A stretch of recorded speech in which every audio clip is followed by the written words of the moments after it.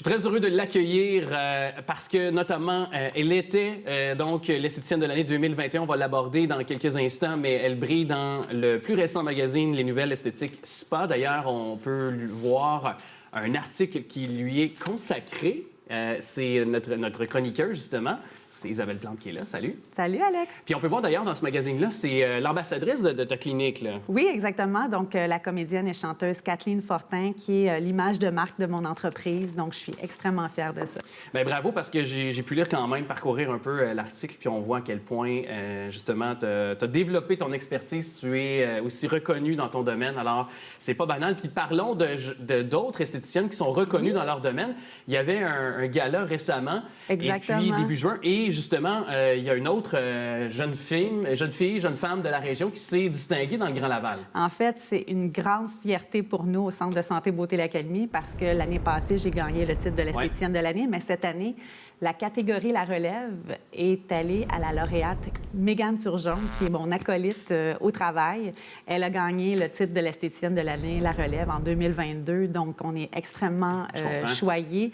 Et ça a été un gala haut en couleur, un congrès vraiment extraordinaire en fin de semaine. Tu as remis le prix, tu as comme fait la passation des pouvoirs, oui, je pense. J'ai remis la couronne du titre de l'esthéticienne de l'année 2022 à quelqu'un d'autre. Alors, Karine Bonicalzi, je ne sais pas si elle va m'écouter, elle vient de la région d'Outaouais. Ouais. Bonjour, Karine. Ben bon, le seul défaut qu'elle a, c'est qu'elle vient pas de Laval. Ah, ben oui, mais elle a tellement d'autres qualités. Oui, alors, mais bref, ça a été vraiment un gala extraordinaire animé par Jean Héroldi. J'ai fait des rencontres extraordinaires comme celle de Madame Henkel.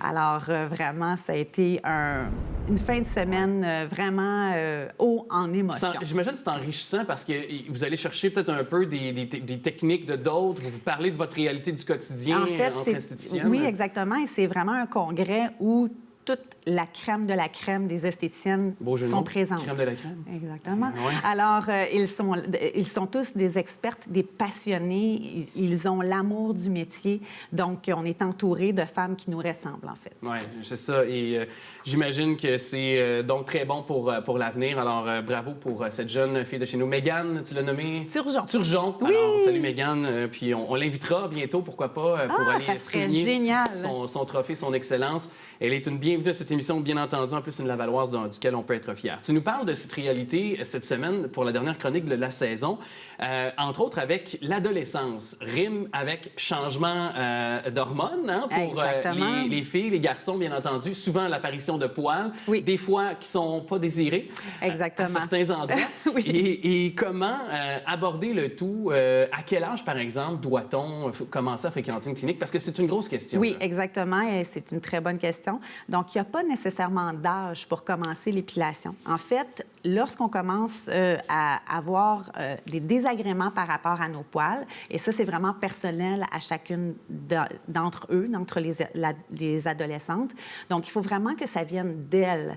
Il ne faut pas que le parent ou la maman mette de la pression sur leur adolescente pour se faire épiler, parce que c'est vraiment, il y a des adolescentes que ça leur dérange pas nécessairement d'avoir des poils. Par contre, entre élèves à l'école, ils se parlent. Il y en a qui vont voir des esthéticiennes. Comme une pression un peu entre elles, des fois. Pression sociale, exactement. Mais aussi, c'est agréable de ne pas nécessairement avoir de poils. Donc, c'est vraiment un choix personnel.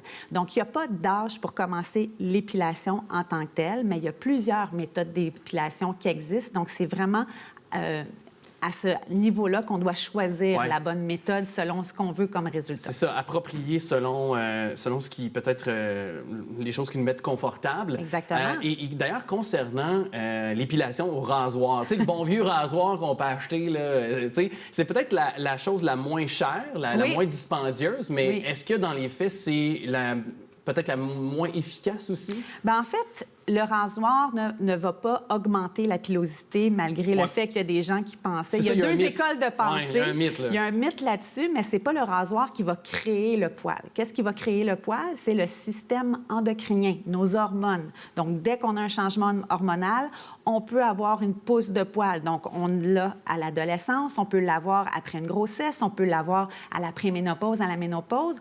Donc, c'est pas une méthode dépilatoire qui va faire en sorte que vous allez avoir des poils. C'est votre système endocrinien, vos hormones qui va faire ça. Ouais.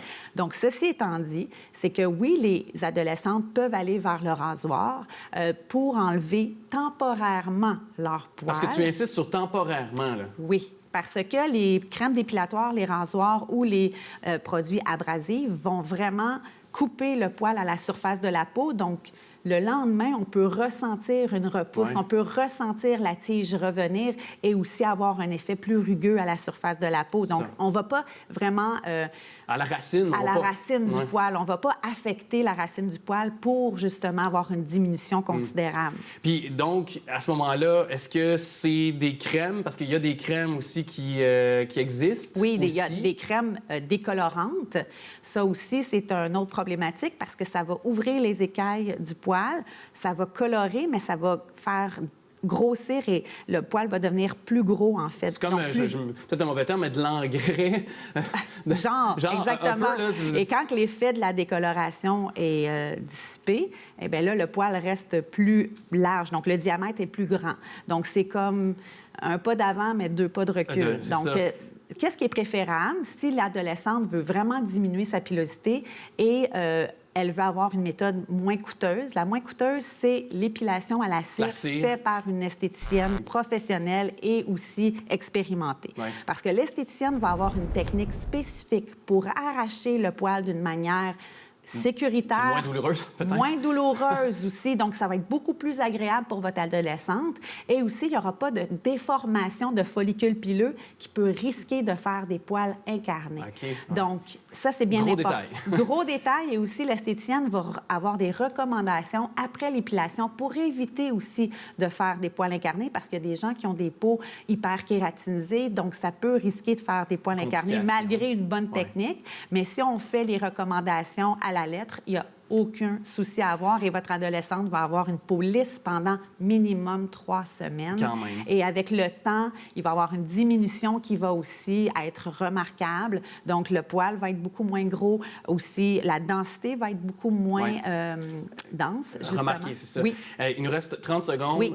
Ça passe très, très vite. Oui. La photoépilation, l'électrolyse également. Oui, donc la photoépilation, on attend. Donc, on attend à l'âge adulte parce que les adolescentes ont des changements hormonaux beaucoup trop évidentes durant l'adolescence. Donc, c'est comme un coup d'épée dans l'eau. Et l'électrolyse, c'est une méthode, la seule méthode définitive qui existe sur le marché encore. Par contre, je préconise plus les petites zones comme les sourcils, les aisselles. Si on veut aller vers des plus grandes zones, je recommande plus la cire au niveau des adolescentes. Okay. Et pour l'épilation définitive, on attend à l'âge adulte. Voilà. Une vingtaine d'années. Bien, c'est parfait. Mais merci beaucoup d'être passé dans nos studios. Ça me fait plaisir. On se revoit à l'automne avec grand plaisir. Ben oui! Avec grand plaisir. C'est déjà terminé la dernière de la saison, mais je te retiens pour rester avec nous la saison prochaine. Je vais rester, Alex, avec grand plaisir. Merci à toi et à bel été. Merci, toi aussi.